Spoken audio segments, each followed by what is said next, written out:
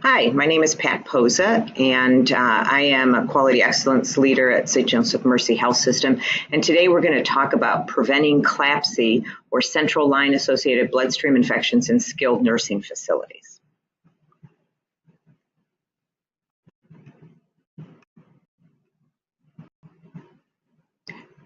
So we're going to go through the evidence-based care practices to prevent CLABSI.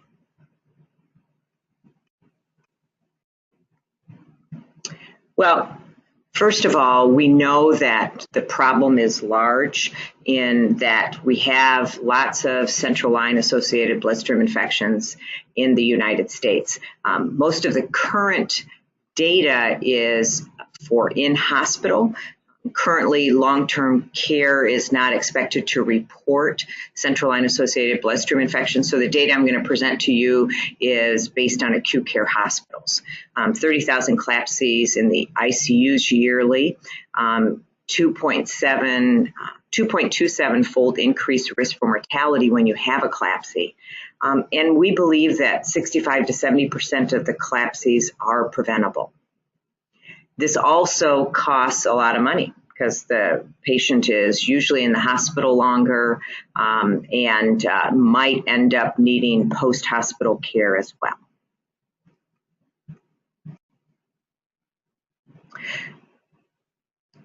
The latest study on prevalence of hospital-acquired infections was published in the New England Journal of Medicine in 2014. And this was a multi-state point prevalence study of healthcare-associated infection, a one-day survey where they randomly selected inpatients in 183 hospitals. So it included 11,282 patients, and 452 had one or more HAI, so a 4% incidence rate. Most common were pneumonia, non-ventilator, surgical site infections. Those were the two most common infections. Then you had gastrointestinal infections, and then the device-associated infections. The PAUDI, the CLABSI, and the ventilator-associated pneumonia together accounted for 25% of the infections. So the work that's been done over the past 10 to 15 years to focus on reducing device-related hospital-acquired infections has been working.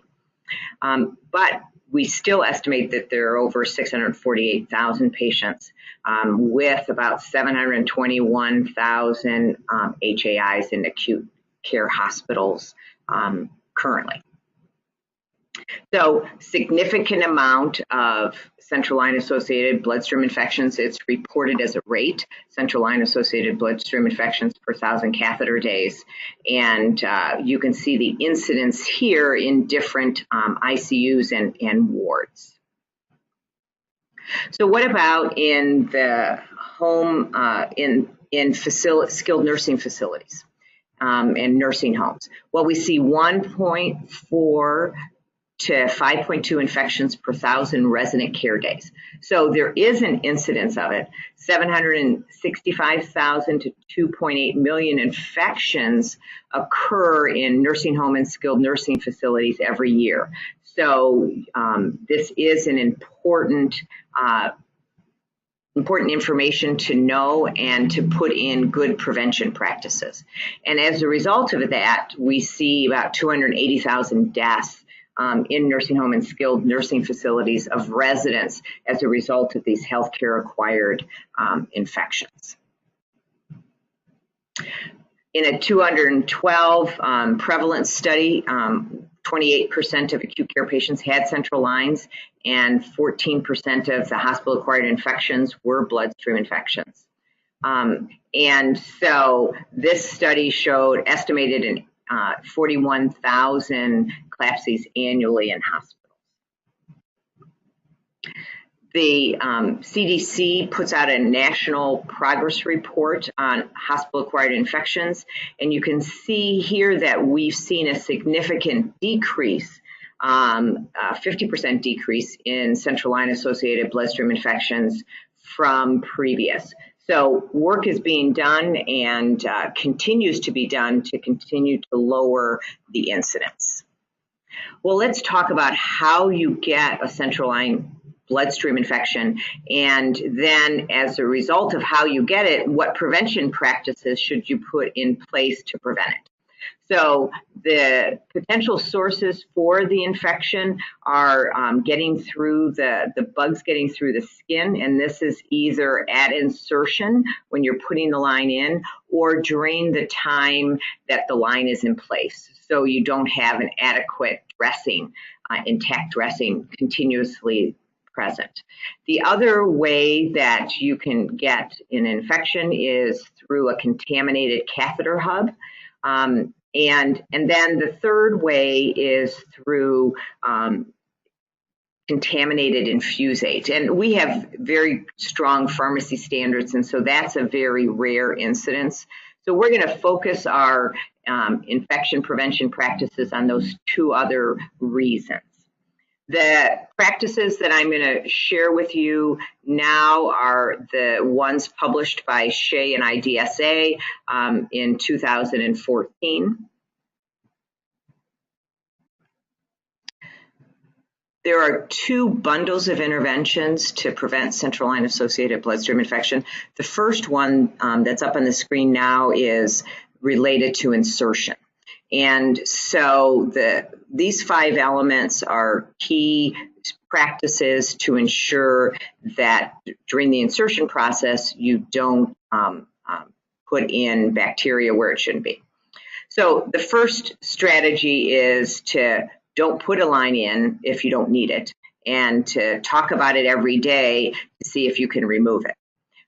Prior to putting in the line, good hand hygiene for all people that are going to be involved in that line insertion. Maximal barrier precautions, that means that the patient is sterilely draped from head to toe, even if the central line is being placed in the arm and going in through the vessels to end up with the tip in the central vessels. And the person putting in the line should be garbed in sterile gown, gloves, hat, mask. And then anyone in the room should at least have a mask on. Chlorhexidine is used for skin prep, and we want to avoid femoral lines. They seem to be associated with a higher risk of infection. But also important in the insertion process is to ensure that the appropriate procedure is being followed and sterile technique is maintained throughout the procedure. And so there should be a second person that's observing for good sterile technique, make sure there's no breaks, as well as making sure that the patient is tolerating the procedure well. They should be completing a checklist during as they're observing to ensure, and here's an example of the checklist, that they're observing all of the best practices, and ensuring safety during line insertion procedure is more than just the checklist. It's the ability to interrupt the line insertion if sterile technique is broken and correct the error. The second component of preventing central line associated bloodstream infections are related to how to maintain the line. And so there's a maintenance bundle. And this includes dressing care, how to access the line, when you change administration sets, and then assessing each day if the line is necessary. We change administration sets every 96 hours unless it's blood or lipids or TPN, and then that's every 24. There are additional strategies that have been used in the acute care hospitals, not necessarily applied in long-term care, but there's very strong evidence that they work in the acute hospital. And so they might be potential strategies in long-term care and subacute facilities as well. And that's chlorhexidine bathing, chlorhexidine dressings, disinfection caps, and the antimicrobial locks and antibiotic impregnated catheters we're not going to talk about today. They're rarely used, and if you put in all of the other strategies, your rate should be very low, if not zero, and you won't need those. So let's talk about dressing care, and this is probably the most important piece of preventing a central line associated bloodstream infection once the line is in place. So you can use a transparent or a gauze dressing. If you're using a transparent dressing, you should change it every 7 days, or more frequent if the dressing is loose, soiled, or damp. And that includes the edges just being up. If there's a gauze dressing, that should be changed every 2 days, or more frequently if the dressing is loose, damp, or soiled. Using a chlorhexidine impregnated sponge dressing for these temporary central lines in patients older than 2 months of age has shown to significantly reduce central line associated bloodstream infections, and I'll show you a study related to that. Dressing disruption needs to be avoided. It's a major risk factor for central line associated bloodstream infections. And you can see here that this is a study of 1,419 patients, and they looked at both colonization as well as CLABSI incidents, and looked at the frequency of dressing changes. And what they found was that if the dressing was disrupted once, so you had to change the dressing one time between the first day that you put the dressing on and 7 days, that you had a 3-fold increase risk of getting a central line infection. And if you had to change it twice during that 7-day period, then you increased your risk of developing an infection by 10-fold.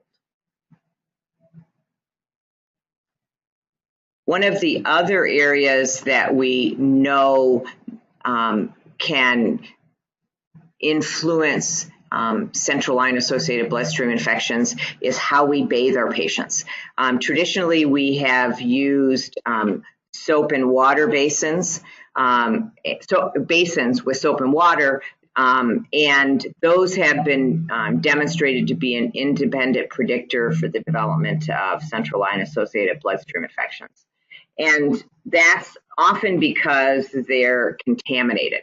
They're contaminated with skin flora, and these basins end up having multiple uses. They're used for incontinent cleaning, emesis, product storage, and as a result, they're not cleaned properly in between uses and then can harbor bacteria that then you're putting on the skin. We also know that there can be microorganisms in tap water. So these are studies of hospital tap water. So again, these are acute care hospital studies, not skilled nursing facility studies, but the principles tend to be the same. The pipes develop a biofilm, and that is laced then with bacteria. And there have been a number of studies that have demonstrated association between HAIs and use of tap water.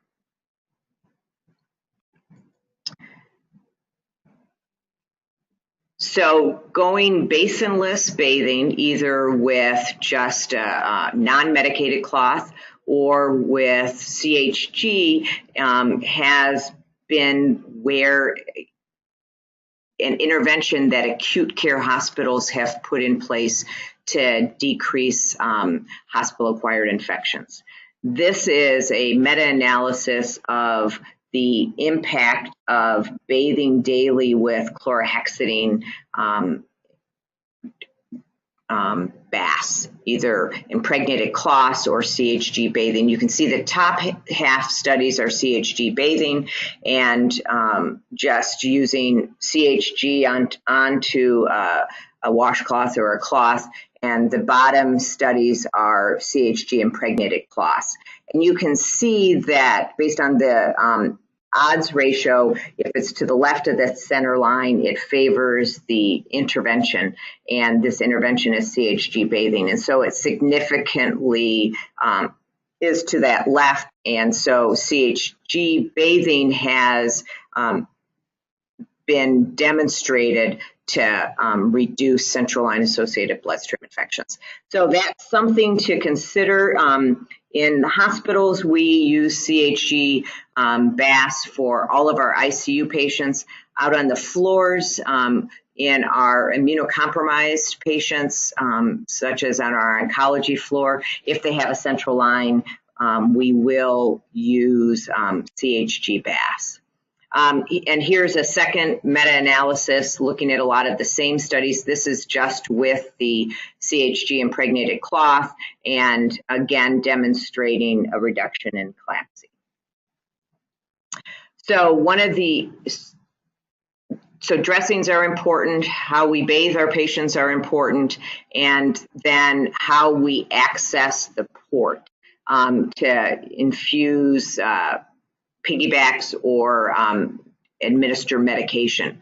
The traditional strategy to ensure that you don't pass any bacteria when you're injecting into an IV is to scrub the access port with antiseptic. And the studies vary on how long you have to do that, between 3, 10, and 15 seconds.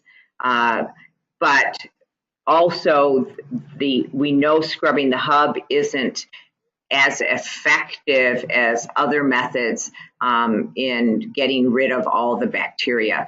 In order to scrub it effectively, you have to scrub it for 15 seconds. So that's singing in your head one verse of row, row, row your boat. And then once you complete that, then you have to sing row, row, row your boat again, one verse to let it dry before you access it. And that is very difficult to do timing-wise in a busy day. So there are some passive disinfection devices that I'll talk about in a minute.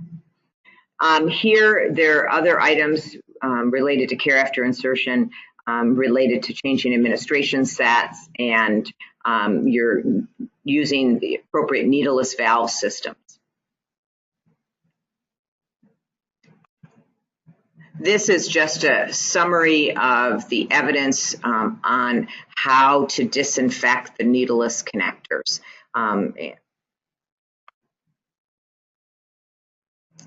The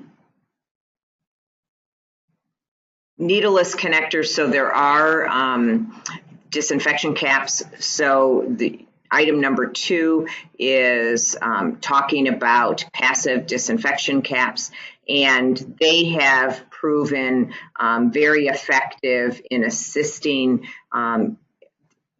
in decreasing central line associated bloodstream infections. And those caps are placed on any access port, any Y site of any central line or peripheral line that the patient might have. And there's a recent meta-analysis that again demonstrated its impact on reducing central line associated bloodstream infections. So it's important in your facility to look to see the current state of implementing these best practices. And so you see on the screen here a current state assessment. And so your facility should look to see if you have policies in place supporting these prevention practices, and then audit a line insertion, as well as audit 4 or 5 patients with central lines to see if the appropriate care is being done. And then consider if you have a high incidence or even any incidence of central line associated bloodstream infections, that you consider other interventions to help prevent them, like CHG dressing, CHG baths, and disinfection caps. So healthcare associated infections are common in nursing homes and skilled nursing facilities. Implementing evidence-based practices during central line insertion, as well as during the care and maintenance of those central lines, is important to prevent infections. And most importantly is to assess each day if that central line is still necessary and remove it when no longer needed. Thank you very much.